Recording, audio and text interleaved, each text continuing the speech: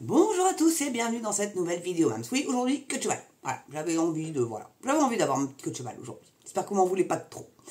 En tout cas, voilà, donc j'ai trouvé un article qui n'est pas très élogieux sur Monsieur le Maire, notre nono le rigolo, notre ministre de l'escronomie. Et donc, du coup, je me suis dit que j'allais vous partager cette petite news-là. Hein. Bon, il prend, fait remettre un petit peu à sa place, on va dire. Hein. Donc, c'est un article de France Info qui a été publié donc, le 18 mars 2024. Assurance chômage, Bruno Le Maire n'y connaît rien et met les choses à l'envers, dénonce François Omeril de la CFE-CGC. Donc, le président de la CFE-CGC est co-signataire d'une tribune publiée lundi sur le site du journal Le Monde, appelant le gouvernement à renoncer à une nouvelle réforme de l'assurance chômage. Ils veulent encore aller retripatouiller tout ça. Encore. Mais encore. Ça fait combien de fois? Ça fait la combientième, là? C'est vraiment des pépères la réforme. Hein. Donc Bruno Le Maire met les choses à l'envers. Il pense que ce sont les chômeurs qui créent le chômage. Là où tout le monde sait et a bien compris que c'est le chômage qui crée les chômeurs. A réagi lundi 18 mars sur France Info François Omeril. Oui, ça, et puis aussi le fait de désindustrialiser complètement. Combien de licenciements il y a eu avec ces conneries? Voilà, hein, je crois que les ouvriers, ça représente à peu près 20% de la population active, c'est énorme. Donc, voilà. Hein. Donc, le président de la CFE-CGC est co-signataire avec 4 autres centrales syndicales d'une tribune publiée lundi sur le site du journal Le Monde, appelant le gouvernement à renoncer à une nouvelle réforme de l'assurance chômage, estimant qu'il faut cesser la stigmatisation populiste des chômeurs. Sur France Inter lundi, le ministre de l'économie s'est dit favorable à une réforme de la durée d'indemnisation des chômeurs. Il a plaidé pour une réforme sur la durée et pas sur le montant d'indemnisation. Mon œil. Oui, il va pas le dire, hein, qu'il va toucher à l'indemnisation. Déjà, ça a beaucoup réduit. Avant, c'était 80% du salaire que vous touchiez. Maintenant, je crois que c'est 50%. Voilà. Donc, ça a déjà bien rogné. Donc, s'il rogne encore là-dessus, ça va pas plaire. Hein. Donc, l'indemnisation chômage va se retrouver au niveau du RSA. Mais enfin, il faut quand même savoir que c'est vous, quand vous travaillez, qui cotisez pour justement récupérer cet argent-là quand vous êtes en inactivité. Donc, ils veulent en fait nous piquer notre fric, en clair, si je comprends bien. Hein, un genre d'impôt déguisé, quoi.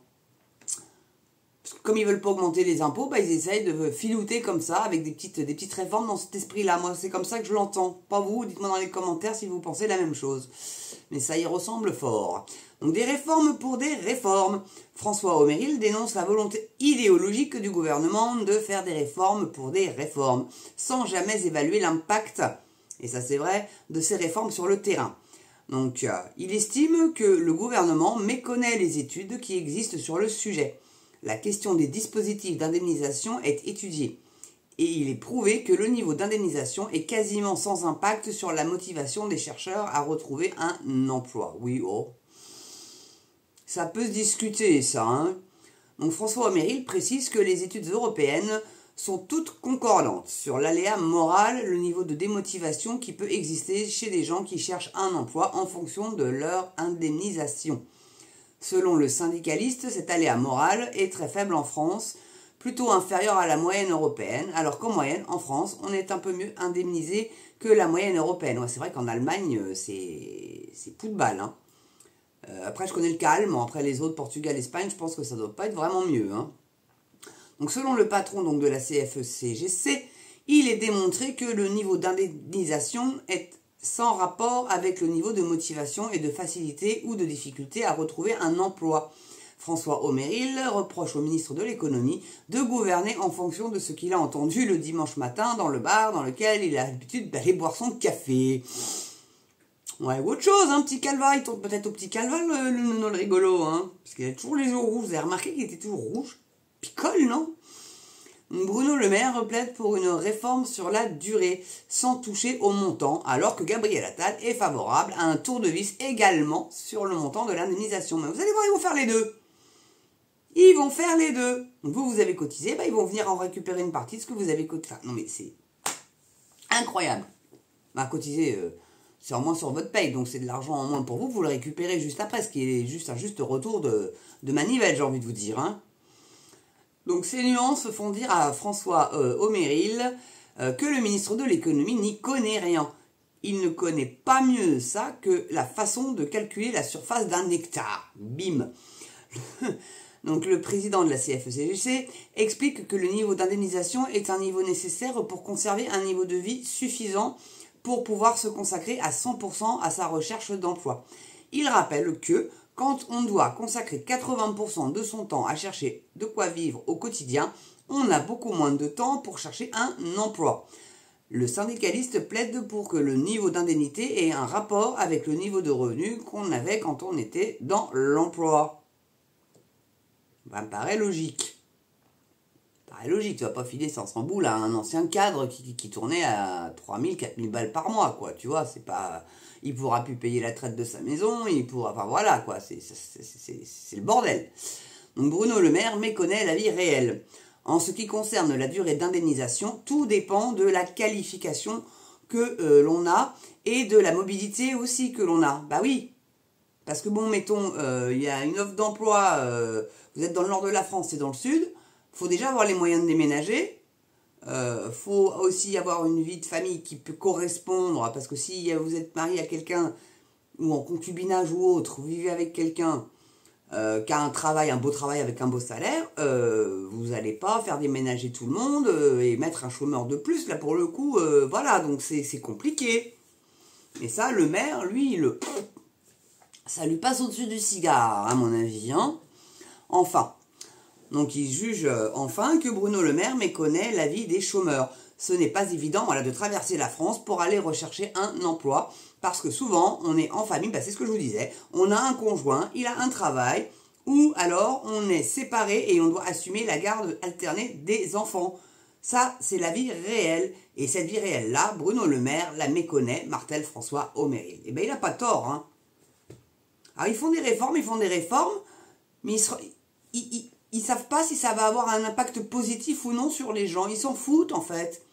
Ils veulent juste vous piquer plus de fric. C'est tout. C'est le seul but qu'ils ont dans leur vie, c'est ça, c'est vous piquer le plus possible. À la limite, c'est le syndrome de la poche trouée, quoi. Ah merde, j'avais de l'argent, ah bah non, merde, j'en ai plus, quoi. Poche trouée. Moi, je trouve ça enfin, s'attaquer à des gens qui, en plus, c'est vraiment pas joyeux d'être au chômage. Donc après, il y a des profiteurs, attention, hein, c'est comme pour tout, hein. Mais bon, il y a des gens qui sont réellement dans la galère, quoi.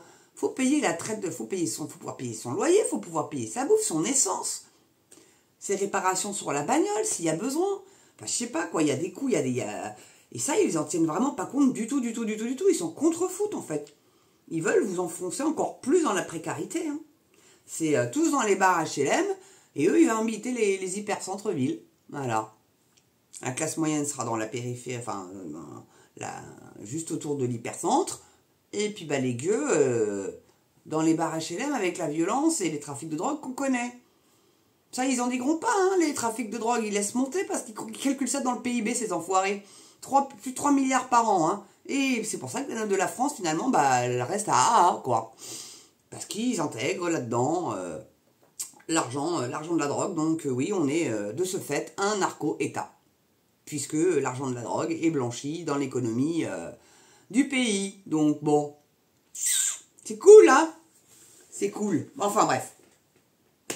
On en est là. Qu'est-ce que vous voulez que je vous dise? Et là, l'autre espèce de pignouf qui a été montré sa fraise à Marseille. Non mais là, vraiment, moi, mais il n'y en a pas un qui va le tarter comme l'autre avait fait, là. Franchement, quoi, ça aurait été pas mal, hein. Mais bon, ouais. Tant pis, il s'est pas pris ni de farine, ni rien du tout. Mais enfin bon, il y avait quand même... je crois rien que pour ça, il y avait plus de 900 forces de l'ordre de mobiliser, hein, pour la protection. Il y avait aussi Darmanin et Dupond-Moretti, et puis la bourrache, là, la ministre de la ville, qui est marseillaise, et qui dit n'importe quoi aussi. Donc ouais, forcément, il fallait une sacrée sécurité. Mais c'est pareil, c'était des... De toute façon, c'était des gens qui étaient triés sur le volet, là. Hein, qui étaient calmes, qui étaient plutôt, voilà. En colère, mais calmes. Voilà. En tout cas, merci d'avoir regardé cette vidéo. N'oubliez pas le pouce, la cloche, l'abonnement, le petit don, la petite souscription. Ça serait vraiment sympa pour soutenir la chaîne. Et puis, sinon, j'ai plus qu'à vous souhaiter une belle journée, une belle soirée selon l'heure à laquelle vous regardez cette vidéo. Surtout, prenez soin de vous, portez-vous bien, très important. Et moi, je vous dis à très bientôt pour une prochaine vidéo sur MAMS TV. À ciao.